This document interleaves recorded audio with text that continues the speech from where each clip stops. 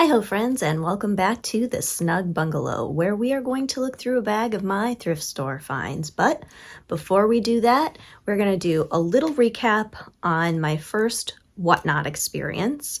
I recently did my first Whatnot auction. Whatnot is an app that is for live auctions, so you see the items live and bid on the items live. A lot of people that I watch do this actually have a partner helping them. Because a lot of times you'll want to be on your computer and then using your phone to film. I did not have anyone helping me, and it was a little intense, honestly. It was a lot of things to do. There's a scrolling chat bar on the side so that the people who are in the auction watching you can actually chat with you live. There are a lot of things that you have to do in order to start and stop an auction. There are giveaways. There are a lot of things going on at once. And it was a little intense to also be in front of the camera during that experience. I plan to do more on Whatnot, but I may not be in front of the camera and it may not be an auction. There's also a buy it now area, like a store area that I keep stocked in case you want to go and look around. You can go. I have my same username, the Snug Bungalow. But I'm thinking of some different ideas that I might do for Whatnot. So I will clue you into that. Keep an eye on YouTube. It might not be a full-length video, but I do shorts and I also do posts on here. So keep an eye out, and I will be sharing my thoughts about what I might do on Whatnot and how I might do things a bit differently. So let's do a little bit of what sold recently. We'll look at a couple pictures of things that you may have seen in other previous videos of mine, and I will let you know that they sold and how much money they brought, just to keep things real, and then we'll be back in a moment to look through my bag of thrift store finds. First up, we have that very retro-looking vintage 70s bedspread. It actually turned out to be a queen size, and it sold in less than 24 hours for $56.70. Next up are the fabric strawberries. They're about the size of real strawberries. There were 14 of them, and they sold for $14. Next up is a Maleficent Disney headband or mouse ears. They sold pretty quickly for $15. These are the Sydney Love glasses cases. They sold very quickly for $12. This is the vintage Vera Newman sunflower sheet. It is a full flat sheet, and it sold for $18. And lastly, we have the Ralph Lauren pillow shams. There were 2 of them, and they sold for $60. That is 2 used pillow shams for $60. You gotta love it. Okay, and we are back. So we are going to look through a bag of thrift store finds that I got at the Goodwill bins or the Goodwill outlets. I do most of my sourcing for my shops there because the buy-in price is so very low.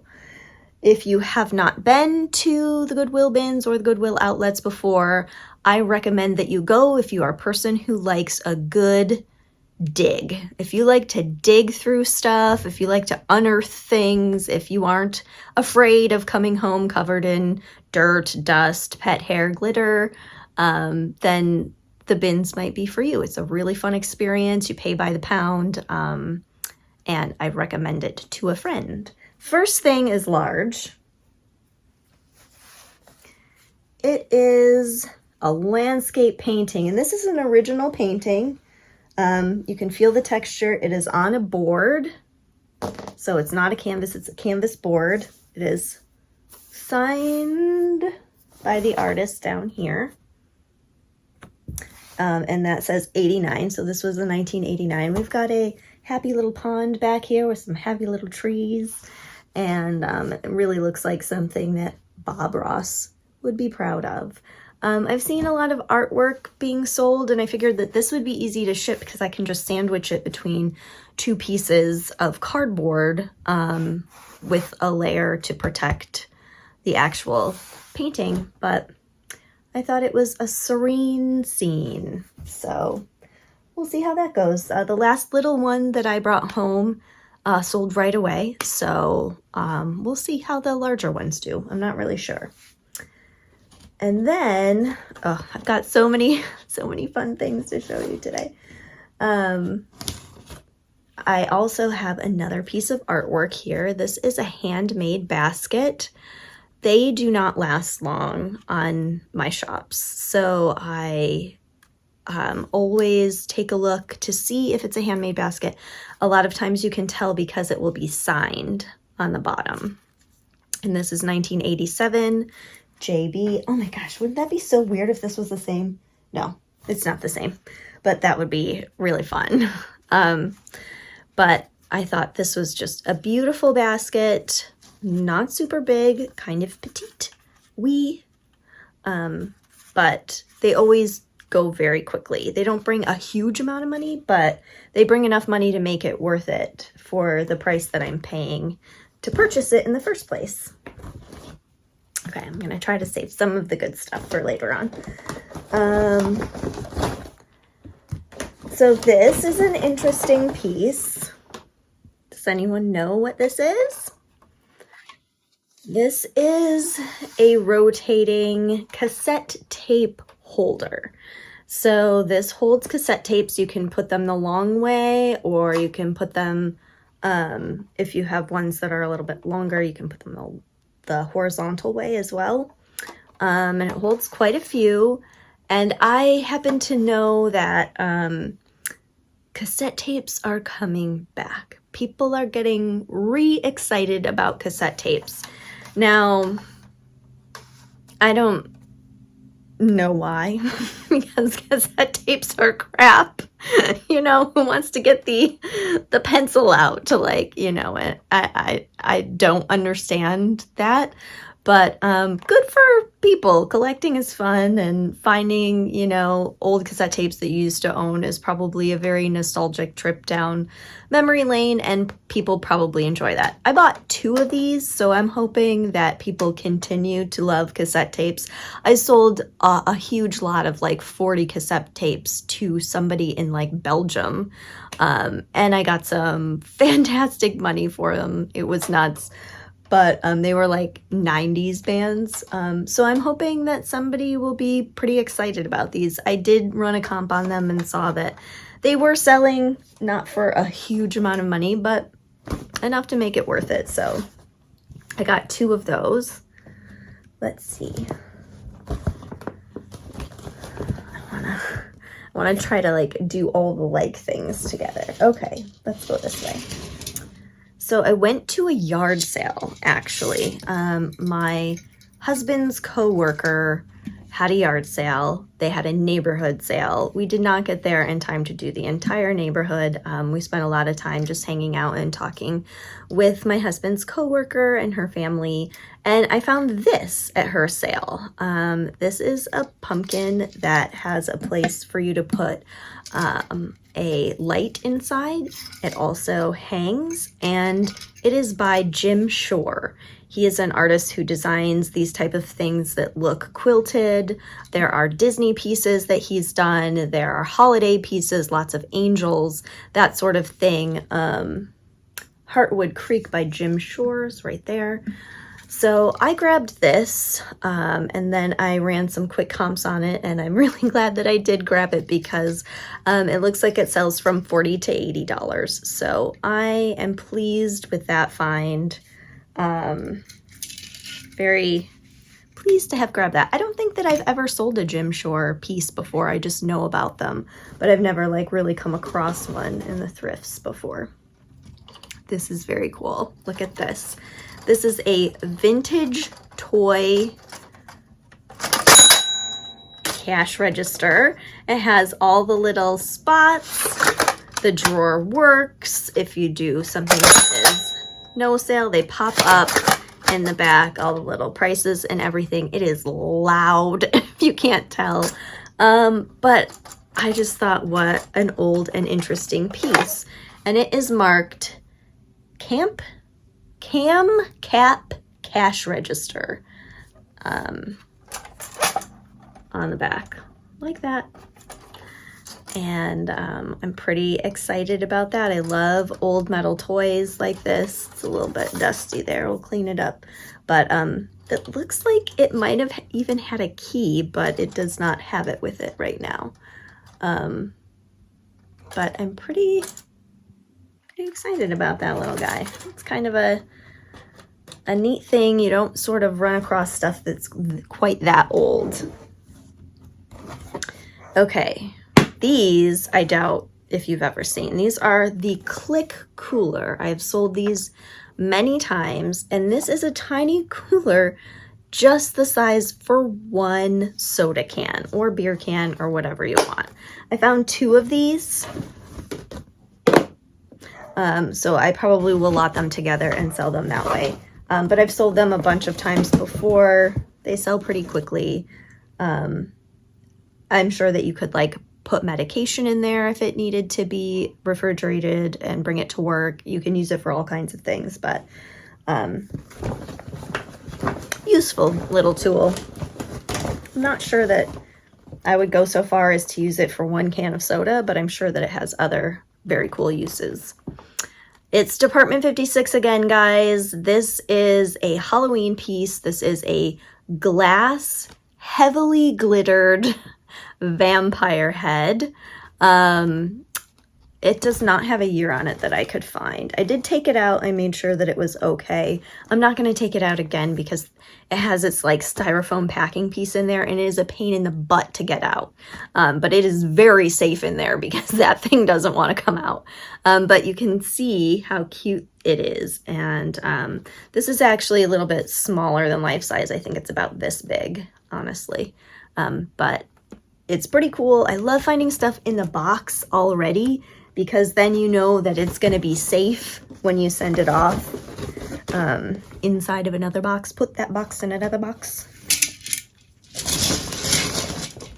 Okay, so now we're going to do toys, plush, vintage stuff from your childhood, maybe stuff that is not from your childhood. But the first guy up is Reptar. Does anyone recognize this? This was from a Nickelodeon show. I think that it's newer. Yeah, it's 2012. It's from the show called Rugrats. And I believe that Reptar was a show that the Rugrats would watch, if I have that correct. It wasn't a show that I watched too much, but I thought this was a really cool piece. Very adorable. Love that lime green. And that is Reptar. There's a couple more newish pieces because, you know, I can't stop. I can't stop with the squishies. They're so cute. I find an alarming amount of Squishmallows at the bins, and you know, they're not all in the best shape, of course, but a lot of them are in really good condition, and I've sold a bunch of them already. Now they do all have names, I believe, or most of them have an actual name. And so I comp each and every one of them that I find. I don't want to get one that I can't make a little money off of. So I comp them all before I purchase them at the bins, which is kind of a pain, but Google Lens is very helpful. So I got that tiny little octopus, and then I got this guy. Who even knows what this is? A Yeti, maybe? Or like a kind of a weird bunny, maybe? It's hard to say. Little tooth. Oh my gosh, so cute. And it's a white one, and he's just very clean. It's in really good condition. There's some sparkle to the hair. So cute. I can't stop. I can't stop. They're so cute.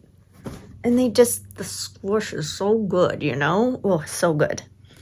Okay, so here is a vintage piece.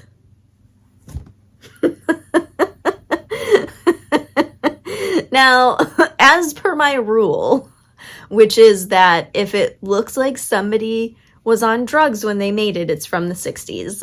That rule doesn't actually apply here because this, I believe, is from, 1984 by Animal Toy Imports.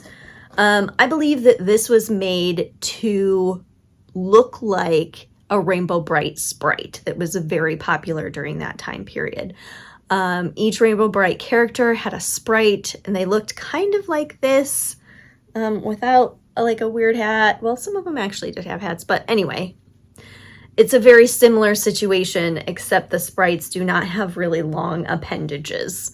They do have a plastic face that looks very similar to this, but I've never seen like a fakey Sprite before, which I just thought was amazing. I don't know why, but I really enjoy like a bootleg. Excuse me, like a fakey is just hysterical and amazing to me. Love that.